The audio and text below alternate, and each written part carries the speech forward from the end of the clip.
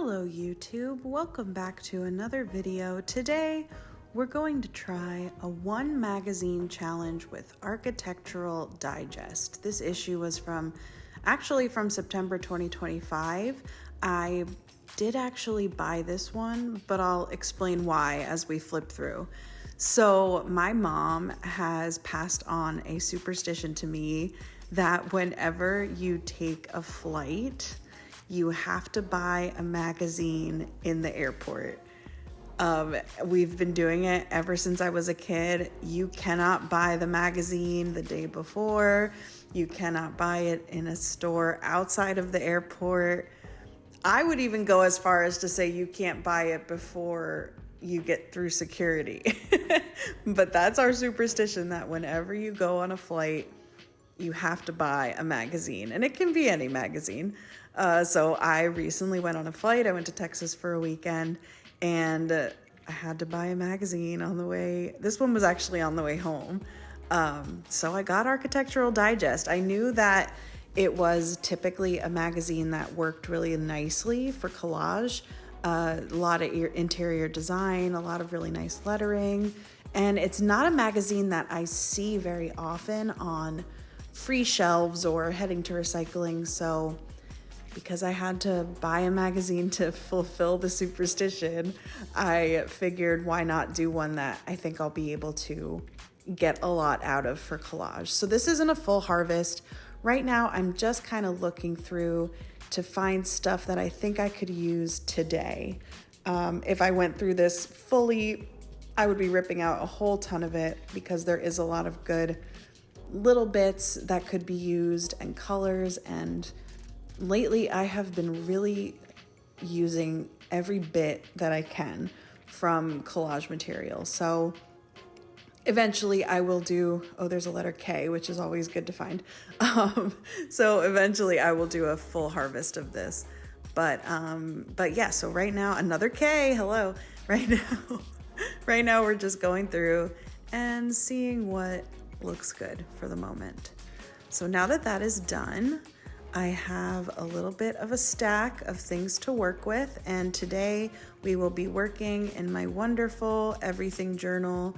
This is my square dot grid notebook from Archer and Olive.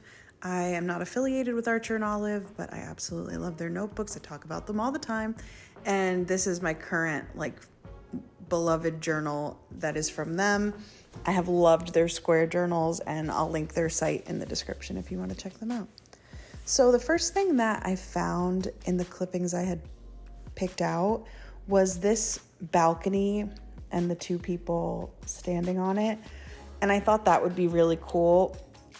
And I also thought it was the perfect size for this square notebook. So this I decided would be sort of my focal point, and then I just had to decide what kind of background I wanted to put with it. Cutting around those people was a little daunting because they're very, very tiny. I honestly probably should have used my X-Acto blade for it, but I kind of just went for it. And I think one of them got a tiny bit damaged, but overall it looks okay. So just kind of trimming them out now to the closest of the edge that I can. And that is going to be the focal image for this little collage. So now that I have that, it was just kind of looking through what I had pulled out to try to decide what the background would be.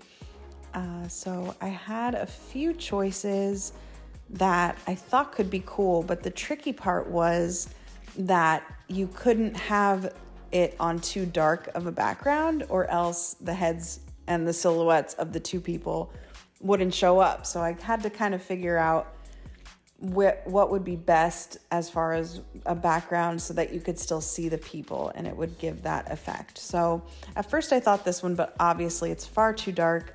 So I thought maybe I could put just the mountain range up there. So I did decide to stick with that, but I knew I needed a little bit of something else.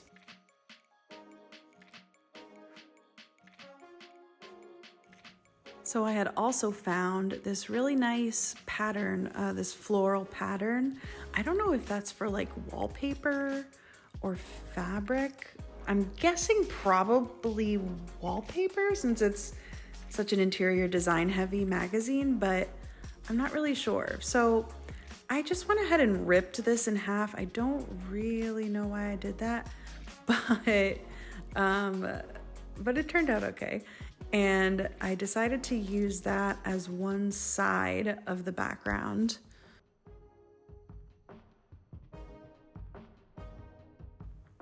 And as you can see, when I put the balcony on top of it, the two silhouettes are visible, so I felt good about using this as the background, but there is a little bit of space in the top right corner, so I knew I still wanted to add a little something else. So I returned to this perfume ad with this little mountain range, and I thought that this could go well somewhere in here, but the top didn't really work because then it gave that really straight flat line on the left side.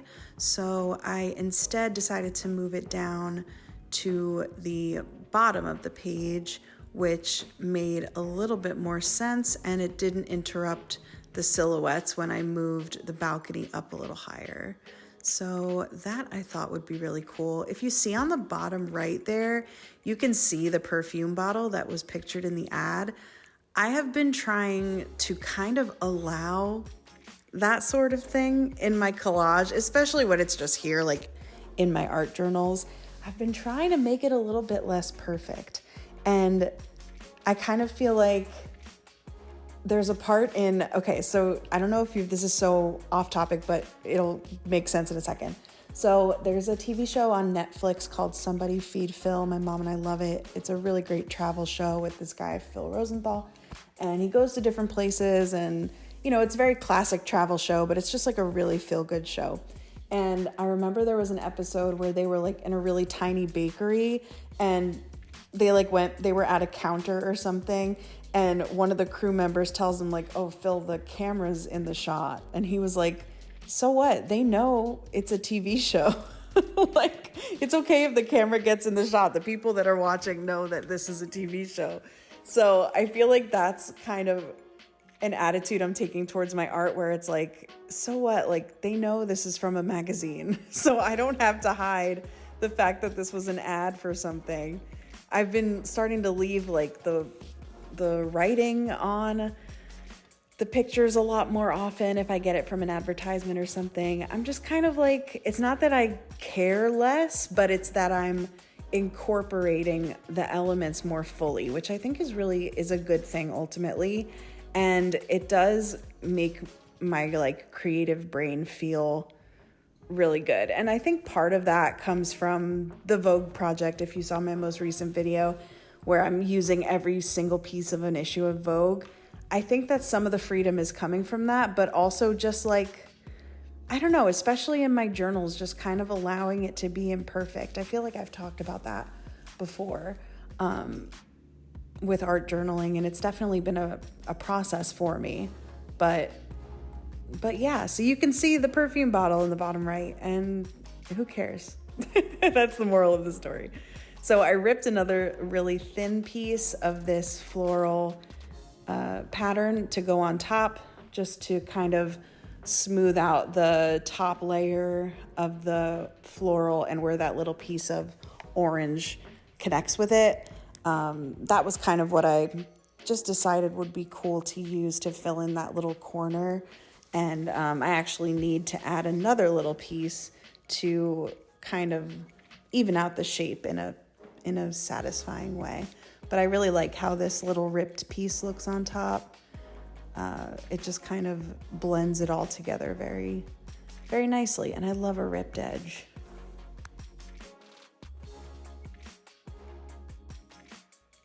So as you can see, there's kind of that little piece of this orange in the top right that just needed a little something to go with it. So I kind of just ripped a matching piece and added it, and now it just blends a little bit better. And I wanted to just trim this down to make sure it didn't stick out of the other end. And we're keeping it simple today, but I do really like the finished result. You'll see in just one second. And as always, for my adhesives, I am using photo mounting squares. This is my adhesive of choice for collage. I've talked about them endlessly, and I will link them in the description as well. I usually get them from Michael's, but there are some options that I'll link, but they're just really great, like double-sided sticky stickers, and you can cut them or sometimes rip them into smaller pieces.